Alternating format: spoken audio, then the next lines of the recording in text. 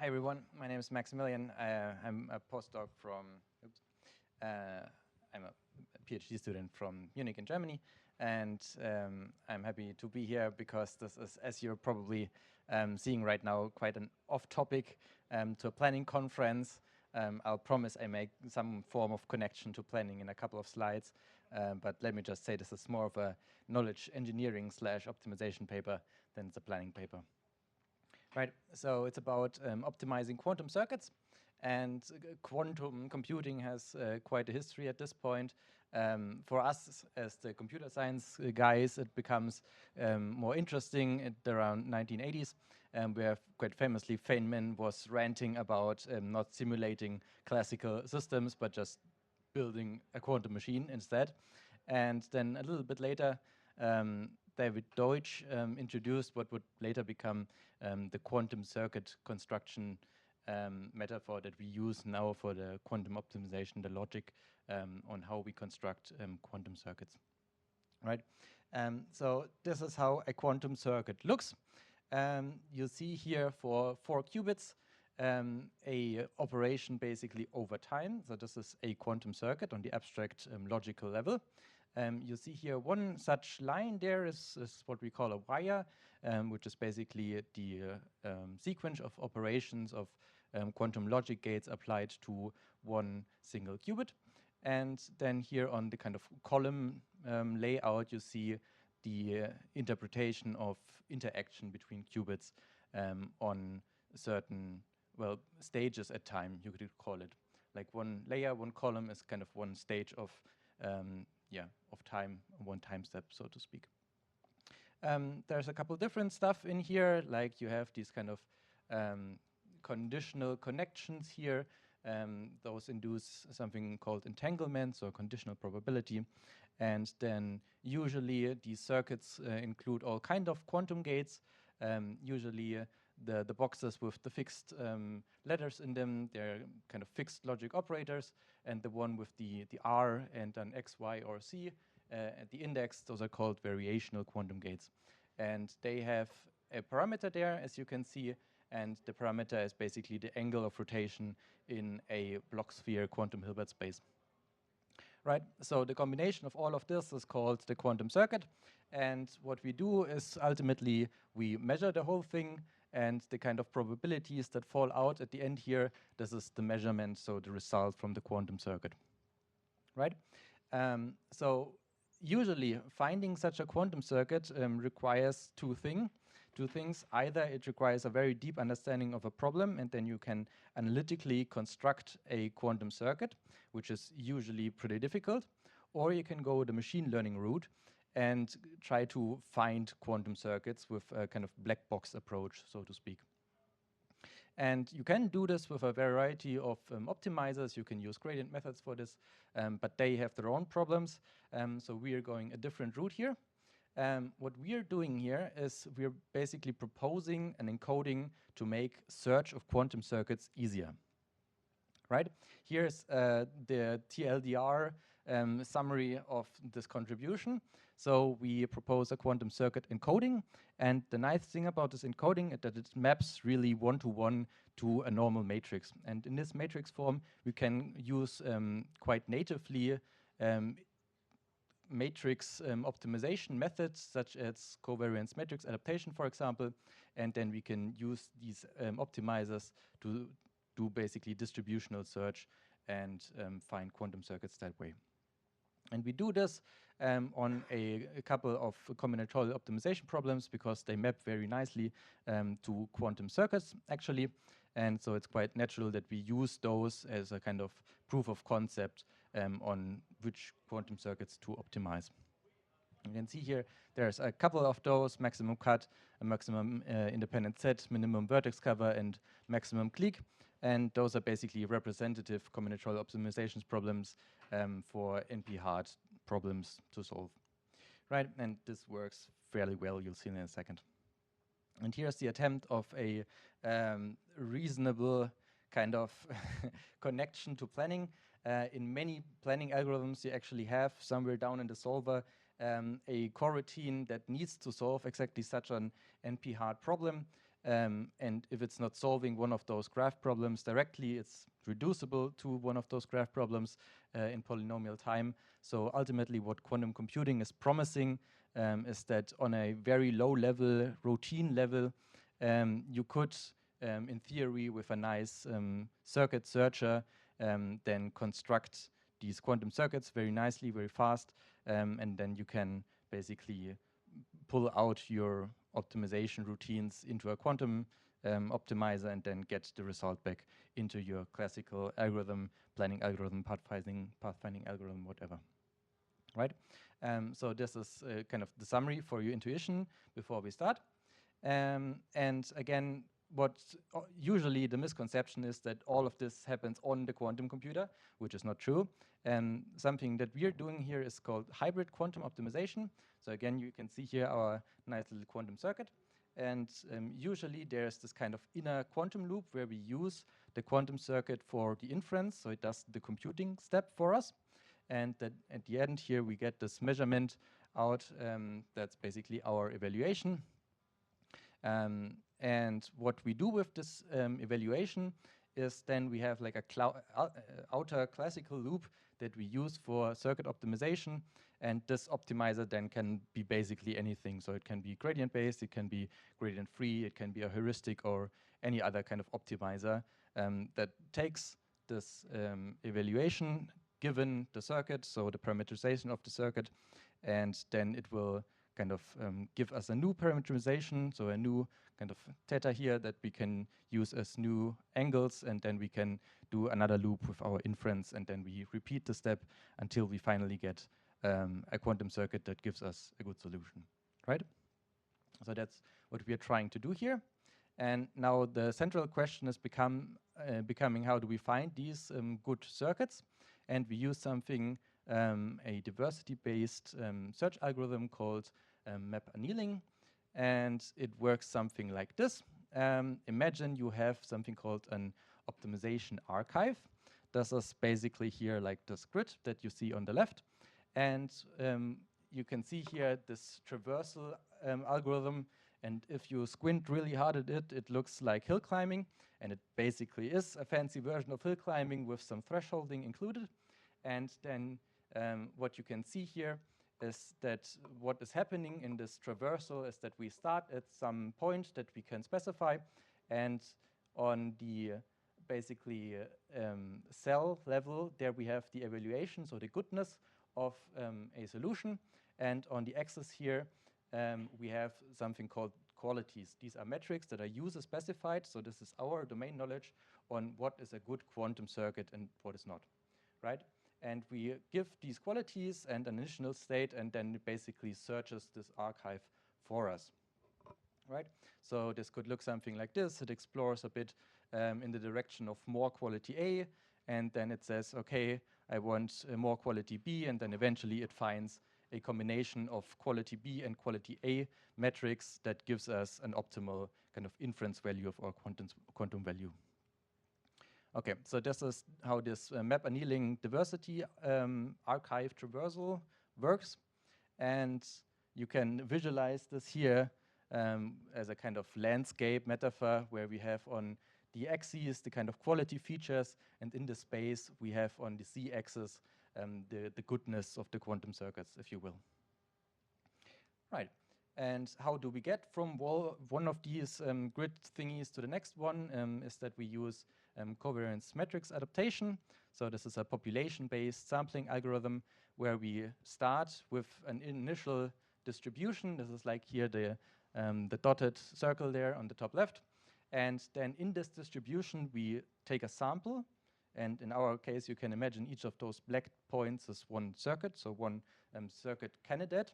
And then we evaluate all of these candidates, and then we compute the covariance with respect to one of the quality metrics and also the objective value, so the goodness of the circuit. And then we adapt this kind of distribution in the direction where the circuit becomes better. So this is the vector of optimization, and in this kind of vector direction, we adapt our distribution of the covariance matrix adaptation until we finally converge to a good distribution of good quantum circuits. Right, and there's a couple of kind of variations of how to do covariance matrix adaptation. They are very similar in a sense, but ultimately what divides them is a kind of exploration character or constant that basically tells us how quickly we want to explore the archive and how greedily we want to explore it. And depending if this parameter is more to the 0 or more to the 1 side, it becomes more or less greedy. And something in between is also possible for an anneal trade-off. Right? So we take all of those as like a mini ablation in our diversity approach. And now, because it's called covariance matrix adaptation, of course, we need some metrics to optimize. The question becomes, how do we translate kind of between the encoding of a quantum circuit and a matrix back and forth, where we imagine that the most top left gate on the first wire corresponds to the first entry on the top left of the matrix, right? So this is because we are thinking, again, in terms of rows and columns, and this quite nicely maps to this matrix intuition. Right, and then again, as I called it, it's basically like a lead code hack on how to encode this problem of one gate into one number.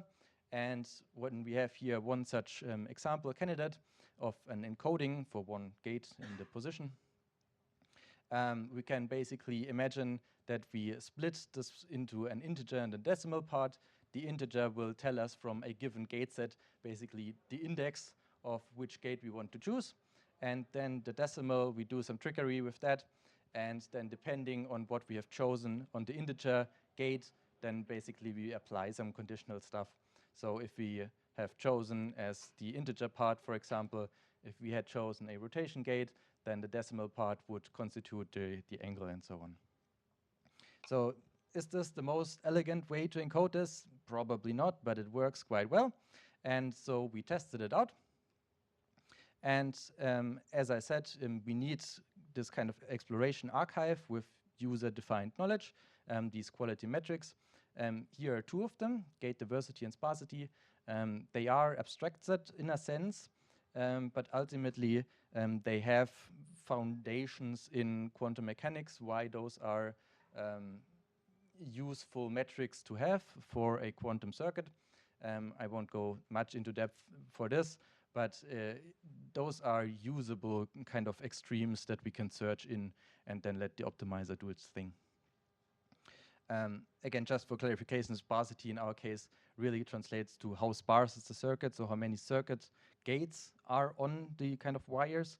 And gate diversity means in one given column, how many different gates are there from our gate set. We checked also a couple of gate sets.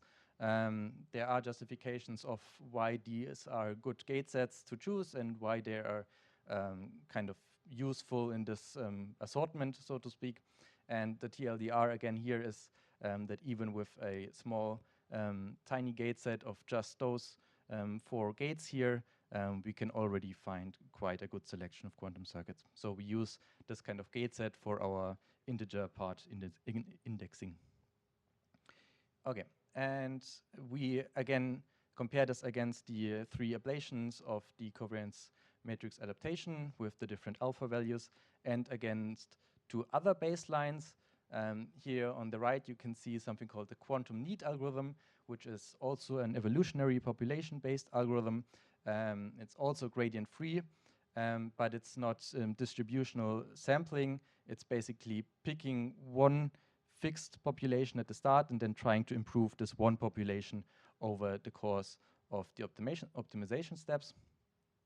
And here on the left-hand side, you can see the QUOA algorithm. It stands for the Quantum Approximating Optimization Algorithm. So it's a fixed kind of ansatz. It has a fixed quantum circuit. And then what we're doing is we are only iteratively changing the couple of parameters that are in this fixed quantum ansatz. And both of those are actually quite good baselines. So in the literature as well, they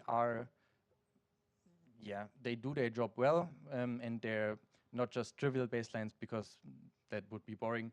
They're actually kind of state of the art, and we can compare nicely against them if they're kind of potent in what we're trying to do. And here's a fancy plot. You can see over time, so the number of optimization steps on the x-axis, on the y-axis, the approximation ratio. So how good of a solution compared to what's the best solution we have found. And we average this for these kind of 5 baselines here over a search of 50 randomly chosen graphs. They have a certain connectivity and some nice properties called Erdős-Renyi graphs. And you can see here those triplets at the top, the blue, gold, and blue and green ones. Those are our covariance matrix adaptation variants with the circuit encoding, and with the pink and the orange ones, those are the evolutionary and the fixed ansatz. And they also do their job quite well. They have some positive kind of best case scenarios with them, but you can see our encoding is, in summary, quite a bit better, no matter how we choose the alpha value, which is also quite a valuable insight. Here are some more plots for a bit more zoomed out, but for maximum clique and the independent set and the vertex cover. And you can also see, again, the same picture. These kind of covariance matrix adaptation algorithms are just very fast, and they converged very nicely.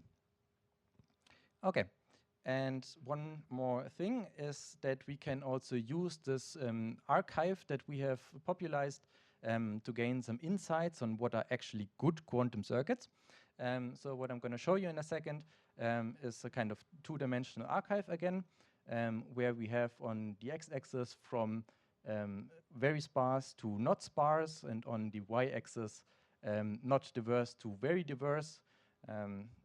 Not sure how this got this orientation, but it's what it is.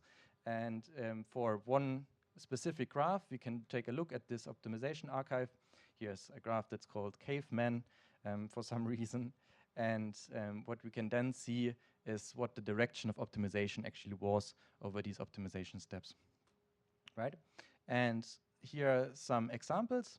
And what you can see is that it basically always optimizes into the top left. So the best values with the lightest color, they're always somewhere in the top left, meaning that we have quite sparse and very diverse circuits, meaning so we have very specialized circuits that are very good at solving exactly one graph there. And this kind of direction to the top left is very indicative. It's also very similar to quite a lot of the other graphs.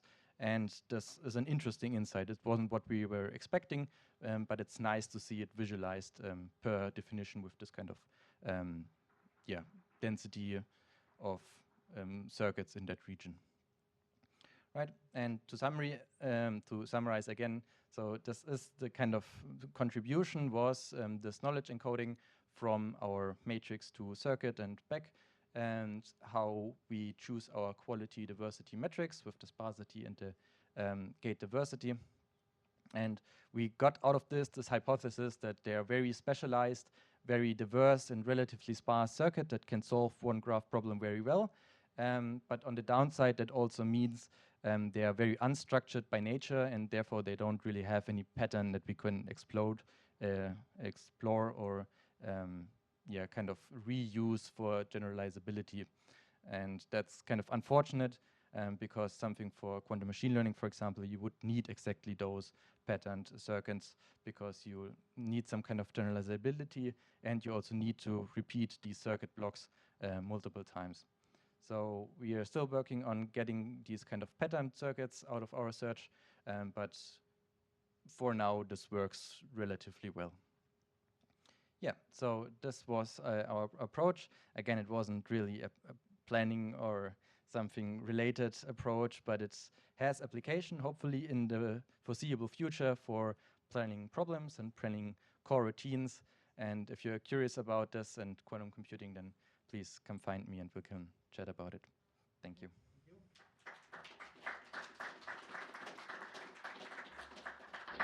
So we have still time for some questions, yeah? So this gives the configuration for the quantum gate pretty quickly. Yes. How easy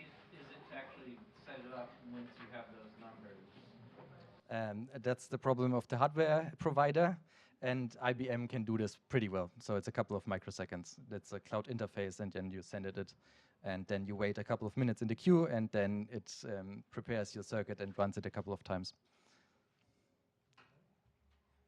Questions? Maybe you mentioned the application in planning. Mm-hmm.